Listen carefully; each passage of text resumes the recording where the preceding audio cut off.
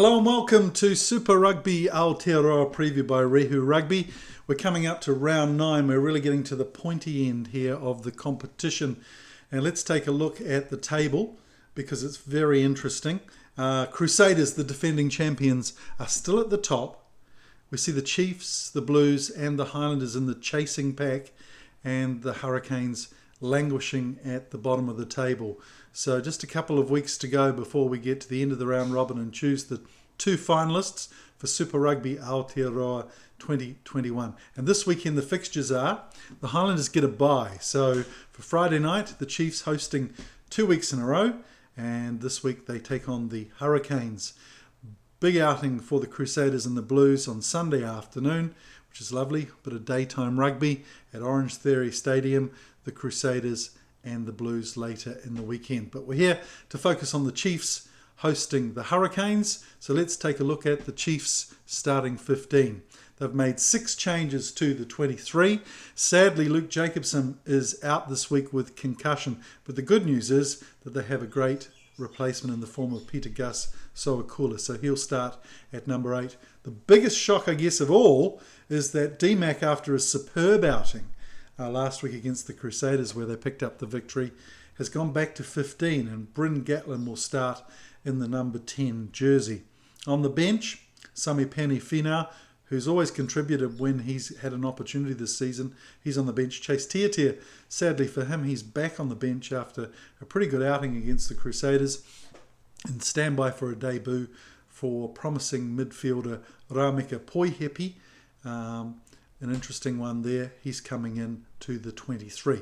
For the Hurricanes, they're off the bye, of course, and I guess the starting news, top of the news, is that Dane Coles will captain the team in place of Ardie Savea, who's obviously out for a couple of months at least with that damaged knee. So 3 changes to the 15 that lost to the Crusaders in extra time 2 weeks ago. Of course, they had the bye last week. Scott Scrafton comes in at lock. Saisira Rayasi gets a start at wing, and Wes Huijsen moves from the left wing to the number 14 jersey in place of the Big Bass. So no Savea in the Hurricanes 23 this week. Ardie and Julian both out. Also on the bench, a debut potentially for the Manawatu forward Braden Uyossi. So he's set for a debut as well. Let's just take a look at the 2 squads and they might want to achieve. Obviously, they're both out for a victory. Probably the Hurricanes more for pride's sake this weekend. But the Chiefs, you look at the potential permutations. If the Chiefs can get 2 wins with maybe a bonus point and the Crusaders go down at the weekend, they still could get a home final. So this might not be their last outing at FMG Stadium for 2021 for the Super Rugby Aotearoa competition. So 3 things I think they'll focus on. D-Mac at the back. It's an interesting one. He was very influential last week at number 10, but the Crusaders gave him a lot of latitude at the advantage line with the absence of an open side flanker. No doubt Sanders played well, but he's not really that terrier type, and I think with Karifi at 7, we saw a couple of years ago when D-Mac was concentrating on 10, if they got up and shut him down, it was quite tough going for the teams that he was playing 10 for. So I'm sure we'll see him contributing in the line from early on, but it won't be until 50 or 60 minutes where he'll come and focus his attention full-time at number 10. Peterful? Well, he won't be Peterful. We know Soakula's got the goods. He's always been a source of great go-forward ball for the Chiefs. And this season, Jacobson has been one of their stars in terms of gaining yards. Tupaia, another player who was really good at the go forward but is out with injury now. He's out as well. And Nanai Saturo, probably the 3 major sources of yards. So it's really important that Soakula runs straight and hard, gets them across the advantage line. One thing in the past that he has been a little weakened sometimes is his tackle count. So he needs to be effective both sides of the ball. So it could be 5 in a row for the Chiefs after 11 losses in a row. They've really got momentum, which is great, of course, going into the end of the competition and the finals.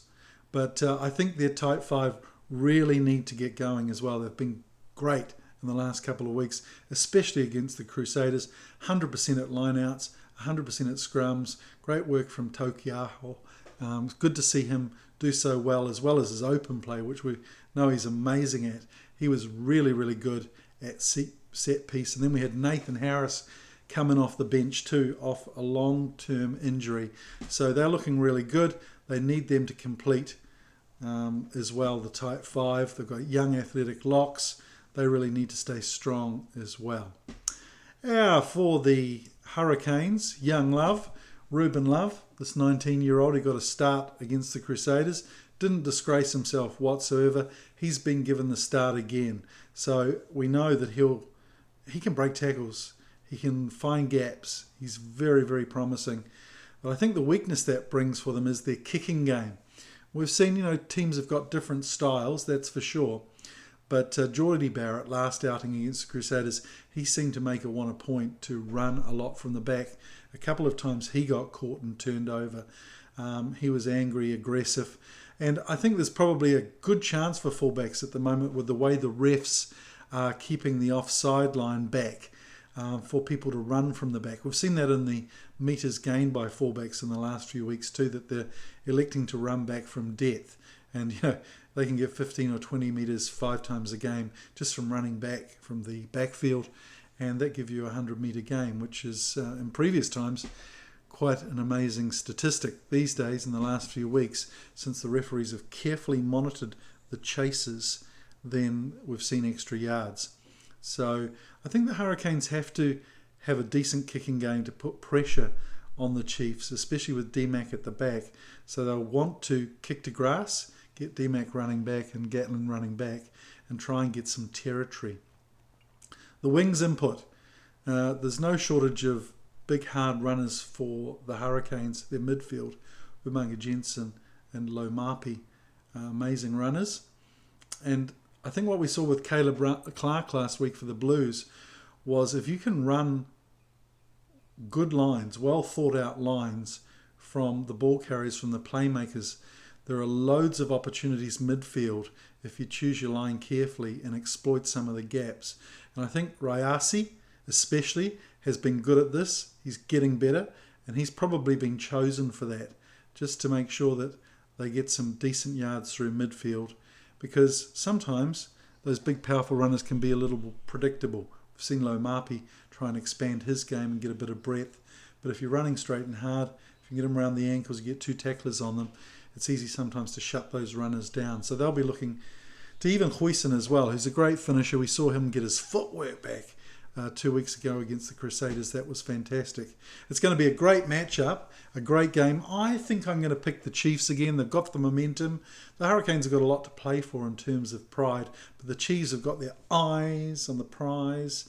They could get to the top 2. They could even get to the top in the round robin, get themselves a final in Super Rugby Aotearoa. So I'm picking the Chiefs by about 6 points. Hope you enjoy the rugby. I'll be back when the 2 teams announce their starting lineups to give you a preview of the Crusaders versus the Blues. It's another huge game as well. Hope you enjoy the weekend's rugby. Take care. For Rehu Rugby, I'm Mike Rehu. This has been a production of Tahu Films. Mā te wā!